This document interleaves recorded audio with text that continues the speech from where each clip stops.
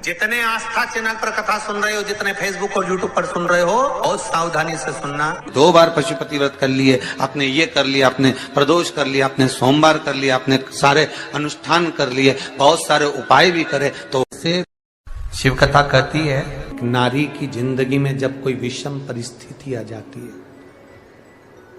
एक नारी की जिंदगी में जब कोई विषम परिस्थिति आ जाती है, धतूरे का जो पुष्प है उसको 2 जगह पर समर्पित किया जाता है। बहुत अंतर है महाराज। जैसे बेलपत्री चढ़ाते हैं तो बेलपत्री चढ़ाते समय डंडी का मुख अपने ओर कर लेते, 2 जगह। एक धतूरे का पुष्प जहां भगवान शंकर का जल चढ़ाने जाते हो, पूजन करने जाते हो, स्मरण करने के लिए जाते हो, वहां अशोक सुंदरी वाली जगह पर धतूरे को, फूल को समर्पित किया जाए। एक दूसरे नंबर का धतूरे का जो फूल होता है, 2 फूल जब हम समर्पित करने जा रहे हैं तो एक अशोक सुंदरी वाली जगह पर फूल का जो मुख होता है,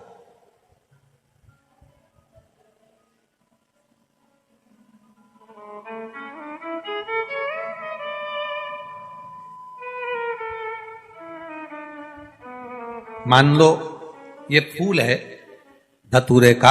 वैसे तो धतूरे का फूल लंबा होता है, आपने दर्शन किए किस किसने करे ना, सबने दर्शन। धतूरे का फूल लंबा होता है। अब वो लंबा जो पुष्प है उसका जो खिला हुआ भाग है, जो खिला हुआ, और पीछे की जो डंडी है, तो अशोक सुंदरी वाली जगह पर जब हम समर्पित करते हैं, अशोक सुंदरी वाली जगह पर जब हम उसको चढ़ाते हैं, तो जैसे ये शिवलिंग है और यहां सामने अशोक सुंदरी की जगह है, तो जो अशोक सुंदरी वाली जगह पर हम पुष्प समर्पित करते हैं तो खिला हुआ जो भाग है, जो खिला हुआ भाग है, उसको इस तरह से रखते हैं कि शिवलिंग की ओर उसका खिला भाग जाए, और डंडी का भाग इधर गणेश जी, कार्तिकेय जी और 33 कोटि जो देवी देवता हैं उस ओर उसका भाग जाए, उसका भाग ऐसा समर्पित। एक दूसरा, शिवलिंग पर जब हम धतूरे का पुष्प समर्पित करते हैं, शिवलिंग पर जब हम धतूरे का पुष्प समर्पित करते हैं तो उस फूल का खिला हुआ जो भाग होता है उसका मुख हमारी ओर होना चाहिए। अर्थात डंडी का मुख जब शिवलिंग पर चढ़ाएंगे तो डंडी का मुख उधर हो और खिला हुआ भाग हमारी ओर। बहुत अंतर है महाराज। जैसे बेलपत्री चढ़ाते हैं तो बेलपत्री चढ़ाते समय डंडी का मुख अपने ओर कर लेते, पत्तियों का मुख उधर कर देते, तो खिला हुआ जो भाग है वो हम अपनी ओर रख लेते। अब कनेर का पुष्प इससे विपरीत में चलता है। कनेर का जो पुष्प होता है उसकी डंडी का मुख हम अपनी ओर रख लेते हैं और खिला हुआ भाग महादेव की ओर कर देते, वो थोड़ा विपरीत हो जाता। तो शिव तत्व कह रहा है, भगवान शंकर का संवाद कह रहा है, शिव महापुराण की कथा कह रही है।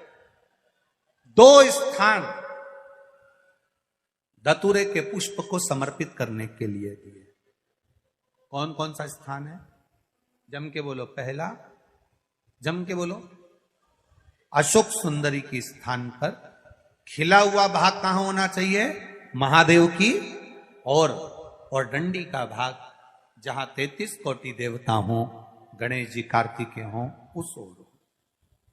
और दूसरा, देवाधिदेव महादेव। नारी की जिंदगी में जब कोई विषम परिस्थिति आ जाती है,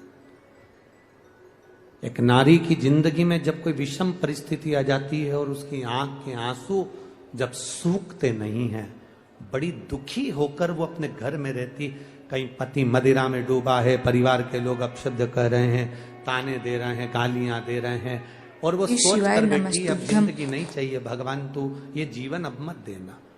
जिसकी बहुत गति बिगड़ी किसी नारी की जिंदगी जब इस तरह से जी रही होती है, शिव पुराण कहती है केवल एक चावल का दाना, एक अक्षत, एक बेलपत्र और एक पुष्प की, लाल पुष्प की पंखड़ी, जो सोमवार की अष्टमी के दिन मां मालिनी के नाम से, मां गौरा के नाम से, आदिशक्ति के नाम से, 3 नामों का स्मरण कर कर, मालिनी, मां गौरा, आदिशक्ति का स्मरण कर कर जो अशोक सुंदरी वाली जगह पर समर्पित कर देती है नारी, उसकी जिंदगी से दुख समाप्त हो जाता है और वो खुशी की ओर अग्रण्य हो जाती है।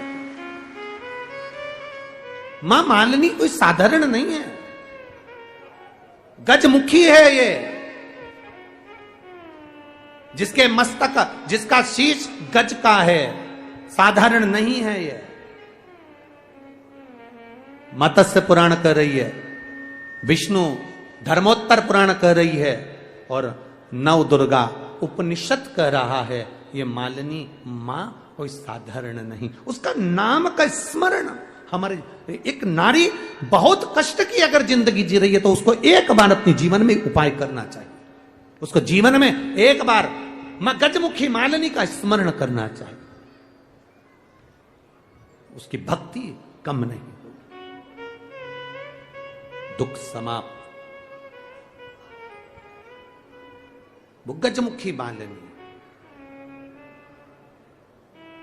एक लाल चंदन में भिड़ा हुआ अक्षत, एक बेल पत्र, एक फूल, लाल फूल की एक पंखड़ी हो, फूल भी नहीं हो तो पंखड़ी भी, मां मालिनी गजमुखी को जब दी। श्री शिवाय नमस्तुभ्यम। दर्शकों, हर हर महादेव। स्वागत है आपका अपने YouTube चैनल में। दर्शकों, इस वीडियो में आपको पूजनीय पंडित जी बहुत ही विशेष उपाय बताए हैं। यदि आपकी कोई विशेष मनोकामना है, बहुत दिनों से पूरी नहीं हो रही है, तो आप महादेव की शिवलिंग पर 2 धतूरे का पुष्प समर्पित करें।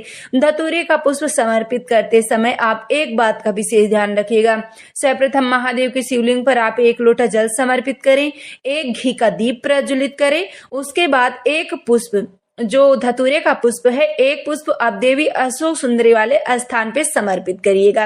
यदि दर्शकों आपको देवी अशोक सुंदरी का स्थान पता नहीं है, जैसे जहां से जल गिरता है महादेव की शिवलिंग पे, उसके जस्ट सामने एक मोटी सी लाइन होती, देवी अशोक सुंदरी का स्थान कहलाता है, उस स्थान पे आप रखिएगा। जो पुष्प की डंडी है उसका भाग सीधे सीधे नहीं होना चाहिए, थोड़ा सा आप तिरछा करके रखिएगा, जहां पे 33 कोटि देवी देवताओं का वास होता है। उसके बाद जो दूसरा धतूरे का पुष्प है, उसे आप दर्शकों जब शिवलिंग पे समर्पित करें तो ध्यान रखिएगा, जैसे जिस तरफ आप बैठे हो उस तरफ डंडी का भाग ना होके खिला हुआ भाग उस तरफ होना चाहिए, और डंडी का भाग जो है जिस तरफ आप नहीं बैठे हो उस तरफ होना चाहिए, खिला हुआ भाग आपकी तरफ होना चाहिए। घी का दीप जलाएं, आपकी जो भी मनोकामना हो महादेव से प्रार्थना करें। आप इस उपाय को 2 से 3 दिन करके देखिएगा। जैसे आप सोमवार को कर रहे हैं तो अगले सोमवार को करें, आप गुरुवार को कर रहे हैं तो अगली गुरुवार को करें, या आप इस उपाय को दर्शकों अष्टमी तिथि पे, प्रदोष, शिवरात्रि या अमावस्या हो या एकादशी के दिन भी कर सकते हैं। श्री शिवाय नमस्तुभ्यम। दर्शकों, जो भी भाई बहन चैनल पे पहली बार आए हैं, चैनल को जरूर सब्सक्राइब करें। वीडियो अच्छी लगे तो लाइक करें, ज्यादा से ज्यादा शेयर करें, कमेंट में श्री शिवाय नमस्तुभ्यम जरूर लिखें।